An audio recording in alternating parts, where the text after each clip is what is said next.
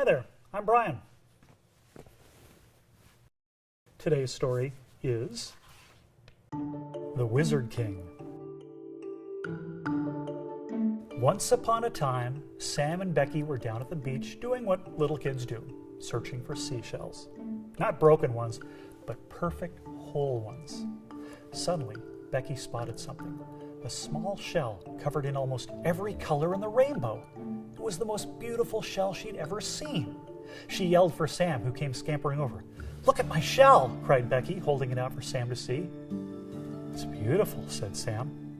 "It's perfect," whispered Becky. "It's magic," came a quiet voice from behind them. The kids whipped around to see a strange little man leaning against a tall wooden staff and holding a white globe about the size of a softball. The man was barely taller than themselves, with a white beard, bushy eyebrows, and bright blue eyes. "How do you know it's magic?" asked Becky. "Because it is my job to know what's magical and what is not," said the tiny blue-eyed man. "I also know who it belongs to."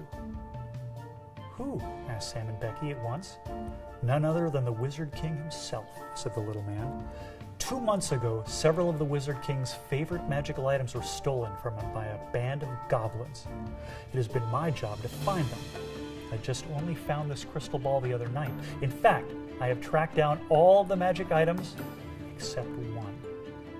The blue-eyed man pointed to the shell, and it's the Wizard King's favorite, the shell you hold in your hand. "What must I do?" asked Becky. "You must take it to the Wizard King's castle in the mountains at once. Can I trust you to do this?" "Yes," said Becky. "I will find the Wizard King and return his magic shell." The little blue-eyed man smiled. Then, with a deep bow and a wink, he limped off down the beach. The day was getting late, so Becky placed the magical shell in her pocket, and she and Sam strode off toward the mountains. By nightfall, while sitting beside the road preparing a nice big bowl of their favorite meal, macaroni and cheese, Becky saw a spindly old woman hobbling up the road. With a wild tangle of gray hair and so many wrinkles you could barely see her pitch-black eyes peering out through the folds, the woman looked as old as the earth. "Excuse me, children. Might I join you for some supper?" croaked the old woman. Sam and Becky were hungry, but the old woman looked like she needed the meal more than themselves. "Of course," said Becky, and handed over her bowl. The old woman smiled with what few teeth that she had, and within seconds she finished off the whole bowl, leaving none for Becky.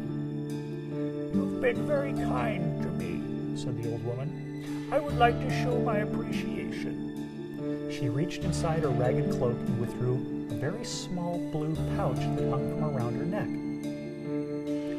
"Inside this pouch is magic sprinkle dust. I would like you to have it." "What does the sprinkle dust do?" asked Becky.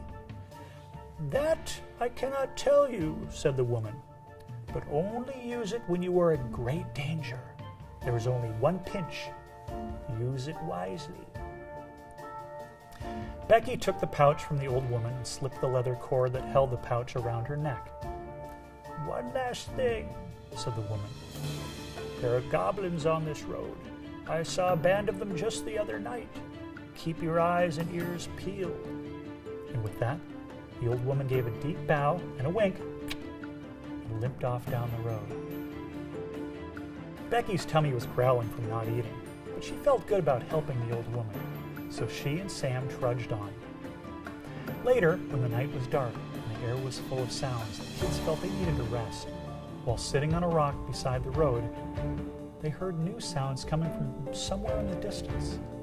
These were not normal sounds. These were angry sounds. Yells, snorts, and curses. These were the sounds goblins make. But then she heard another sound. "Help me!" cried a voice. That's when Sam saw the boy. He looked no older than himself, his clothes nothing more than loose bits of cloth and fabric, stitched together into a ragtag cloak, which flapped behind him as he ran. Seconds later, Sam saw the goblins. There were 6 of them, all short, squatty creatures with bright green skin, pointy horns, and more bumps and pockmarks on their faces than you could count. They were chasing the boy. Without a moment's hesitation, Sam yelled for the boy. "Over here!" The The boy spotted him and ran in his direction. Sam looked around for a place they could hide, but not so much as a tree or bush was at hand. There was nowhere to go. And then he remembered the magic sprinkle dust. Neither Sam nor Becky knew what the sprinkle dust would do, but they had nothing to lose. The goblins would be there in seconds. While the boy ran closer, Becky slipped the pouch from around her neck, reached inside, grabbed a pinch of dust, and tossed it into the air. At first she felt nothing, but then a strange feeling began to tingle through her arms and legs. The same thing happened to Sam. At that moment, the boy ran up to them and stopped dead in his tracks, his eyes wide with fear and astonishment. The goblins were quickly closing in. "Run with us!" yelled Becky, and grabbed the boy by the hand. As they ran, the strange sensation in Sam and Becky grew, and they could feel their muscles thicken and grow beneath their skin. Their arms and legs seemed to stretch and lengthen until they noticed that they were no longer running on just 2 legs, but 4. They'd turned into horses, tall, gleaming white horses with flowing manes that whipped and snapped in the wind. The boy grabbed Becky's mane and drew himself onto her back, holding on for dear life while Becky charged on. In seconds, the goblins were far, far behind, but Sam and Becky didn't stop galloping. They loved the feel of their new bodies, how they could run so fast and not tire. They rushed into the night, a blur of white racing along the lonely road. In time, the potion's magic began to fade, and Sam and Becky felt their bodies slowly shifting back to their normal selves. When the transformation was complete, they were both beyond tired. Their human bodies weren't used to that kind of running, and they collapsed, fast asleep along the side of the road. Becky woke to the soft sounds of chirping birds and a voice. "You must have been tired indeed to sleep this long." Becky rubbed the sleep from her eyes, and she blinked at the figure in front of her. It wasn't the boy, but the little blue-eyed man. "Where's the boy?" asked Becky. The little man smiled and instantly changed into the boy.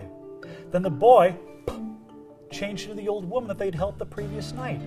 Then the old woman changed back into the little blue-eyed man. "It was you all along," said Sam. "Yes, it was me all along," said the little man.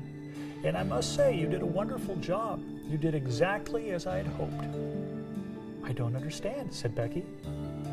"You offered to return the shell to its rightful owner, even though you knew the journey would be dangerous. You offered food to the old woman, even though it meant you would go hungry. You helped the boy escape from the goblins when you could have simply run away by yourself." The old man couldn't have looked more proud. "I have found the ones I have been searching for." "What do you mean?" asked a puzzled Sam.